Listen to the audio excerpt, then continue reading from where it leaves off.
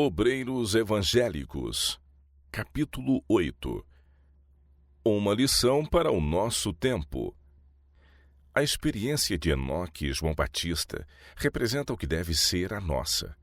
Devemos estudar muito mais do que fazemos a vida desses homens, daquele que foi trasladado para o céu sem provar a morte e daquele que antes do primeiro advento de Cristo foi chamado a preparar o caminho do Senhor, a endireitar as suas veredas. A experiência de Enoque. A respeito de Enoque, está escrito que viveu 65 anos e gerou um filho. Depois disso, andou com Deus por 300 anos. Durante aqueles primeiros anos, Enoque havia amado e temido a Deus e guardara seus mandamentos. Após o nascimento do primeiro filho, atingiu uma experiência mais elevada. Foi atraído a uma comunhão mais íntima com Deus. Ao ver o amor do filho para com o pai, sua confiança simples na proteção dele, ao sentir a profunda e compassiva ternura de seu próprio coração para com aquele primogênito, aprendeu uma preciosa lição quanto ao maravilhoso amor de Deus para com o homem na dádiva de seu filho e a confiança que os filhos de Deus devem pôr em seu Pai Celestial. O infinito, insondável amor de Deus mediante Cristo tornou-se dia e noite o objeto de suas meditações. Com todo o fervor de alma, procurava revelar esse amor ao povo no meio do qual vivia. O andar de Enoque com Deus não era em transe ou visão, mas em todos os deveres da vida diária. Não se tornou eremita, isolando-se inteiramente do mundo, pois tinha no mundo uma obra a fazer para Deus. Na família e em suas relações com os homens, como esposo e pai, amigo e cidadão, era o resoluto e inabalável servo do Senhor. Em meio de uma vida de ativo labor, Enoque mantinha firmemente sua comunhão com Deus. Quanto maiores e mais prementes eram seus labores, mais constantes e fervorosas as suas orações. Ele perseverava em excluir-se a certos períodos de toda a sociedade. Depois de permanecer por certo tempo entre o povo, trabalhando para o beneficiar por meio de instruções e exemplos, costumava retirar-se a fim de passar um período em solidão, com fome e sede daquele conhecimento divino que só Deus pode transmitir. Comungando assim com Deus, Enoque chegou a refletir mais e mais a imagem divina. Seu semblante irradiava santa luz, a mesma que brilhava no rosto de Jesus Cristo. Ao sair dessa divina comunhão, os próprios ímpios contemplavam com respeito o cunho celeste estampado em sua fisionomia. Sua fé tornava-se mais forte, mais ardente o seu amor com o decorrer dos séculos. A oração era-lhe como a respiração da alma. Vivia na atmosfera do céu. Ao serem-lhe reveladas as cenas do futuro, Enoque tornou-se um pregador da justiça, levando a mensagem de Deus a todos os que quisessem ouvir as palavras de advertência. Na terra para onde Caim procurara fugir da presença divina, o profeta de Deus tornou conhecidas as maravilhosas cenas que haviam passado perante sua visão. «Eis que é vindo o Senhor», declarou ele, com milhares de seus santos, para fazer juízo contra todos e condenar dentre todos os ímpios por todas as suas obras de impiedade que impiamente cometeram. Judas 14, 15.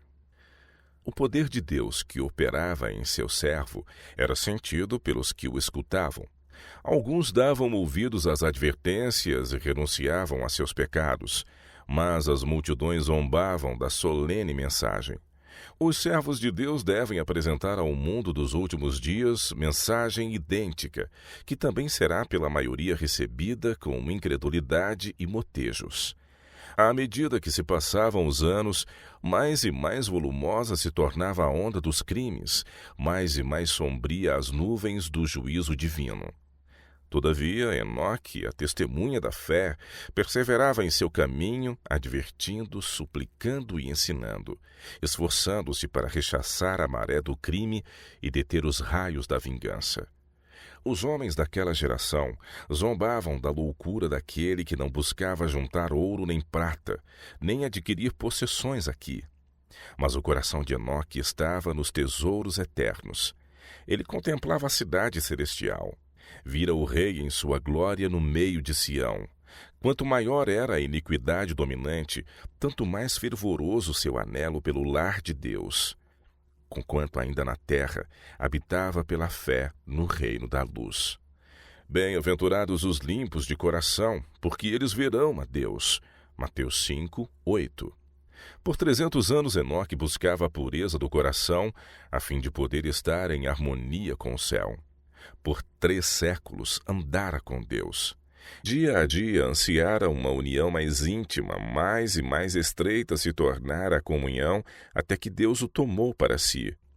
Ele se achava no limiar do mundo eterno, mediando apenas um passo entre ele e a terra abençoada, e agora a porta abriu-se.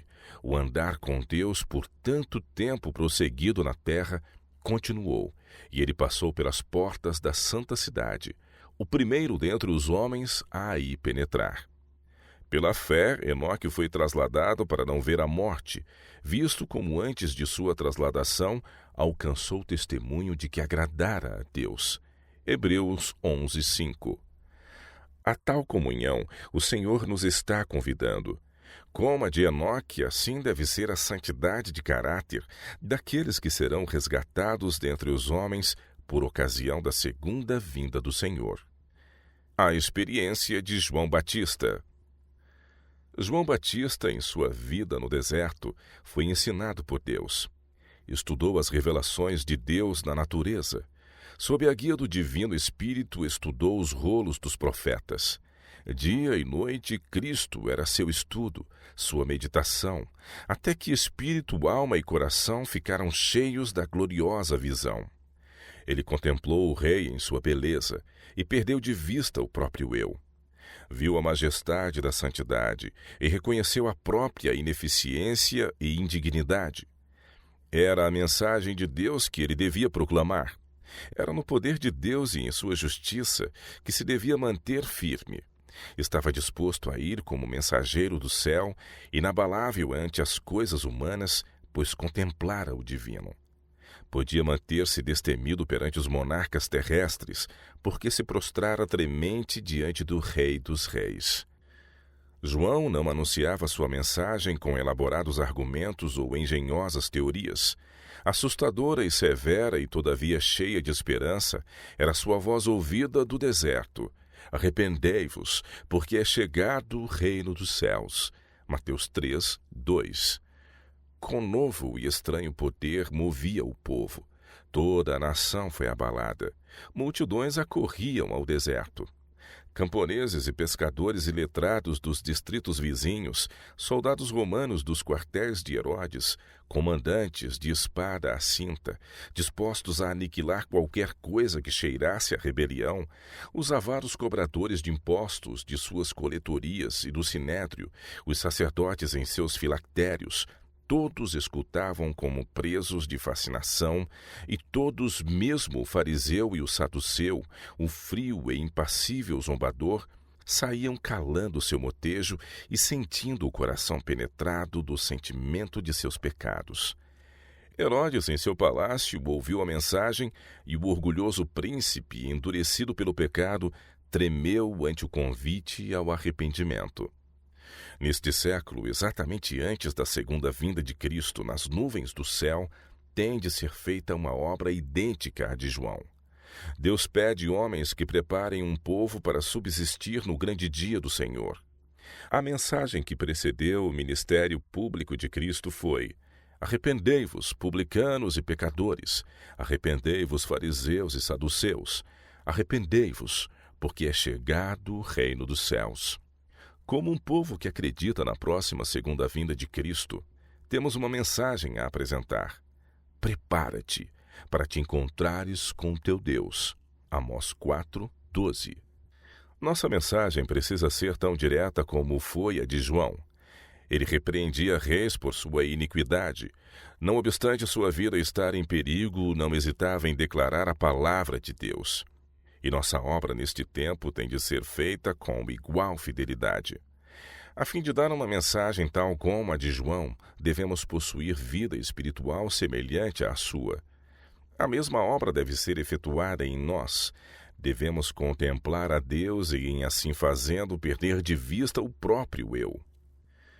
João tinha por natureza as faltas e fraquezas comuns à humanidade, mas o toque do divino amor o transformara. Quando, após o início do ministério de Cristo, os discípulos de João chegaram a ele com a queixa de que todos iam em seguimento do novo mestre, João mostrou quão claramente compreendia suas relações para com o Messias e quão alegremente recebia aquele para quem preparara o caminho. O homem não pode receber coisa alguma, disse, se não lhe for dada do céu. Vós mesmos me sois testemunhas de que disse, eu não sou o Cristo, mas sou enviado adiante dele.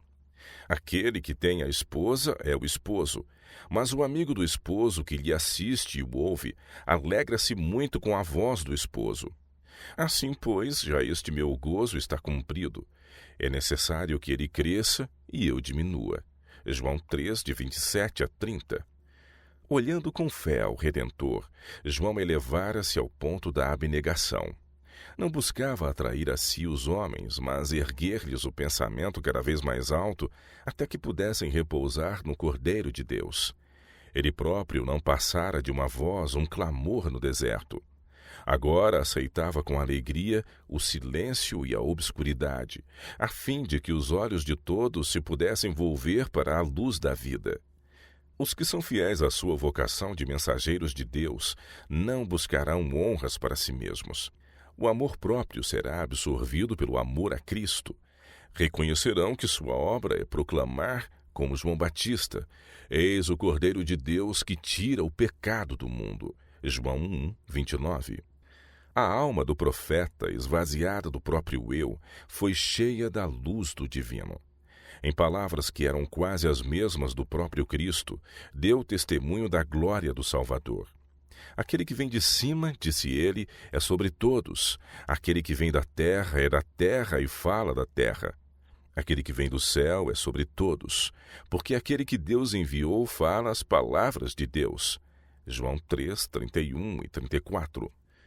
Todos os seguidores de Cristo devem participar dessa sua glória. O Salvador podia dizer, não busco a minha vontade, mas a vontade do Pai que me enviou. João 5, 30. E João declarou, não lhe dá Deus o Espírito por medida. O mesmo se dá com os discípulos de Cristo. Só podemos receber da luz do céu à medida que estamos dispostos a nos esvaziar do próprio eu. Só podemos discernir o caráter de Deus e aceitar Cristo pela fé, na proporção em que consentimos em sujeitar cada pensamento à obediência de Cristo. E a todos quantos assim fazem, o Espírito Santo é dado sem medida. Em Cristo habita corporalmente toda a plenitude da divindade. E estáis perfeitos nele. Colossenses 2, 9 e 10. A vida de João não foi passada na ociosidade, em ascética tristeza ou isolamento egoísta. De quando em quando saía a misturar-se com os homens, e era sempre um observador interessado do que se passava no mundo. De seu sossegado retiro, observava o desdobrar dos acontecimentos. Com uma visão iluminada pelo Espírito Divino, estudava o caráter dos homens a fim de poder compreender a maneira de chegar-lhes ao coração com a mensagem do céu. Sentia sobre si a responsabilidade de sua missão. Na solidão, por meio de meditações e orações, procurava preparar a alma para a tarefa de sua vida.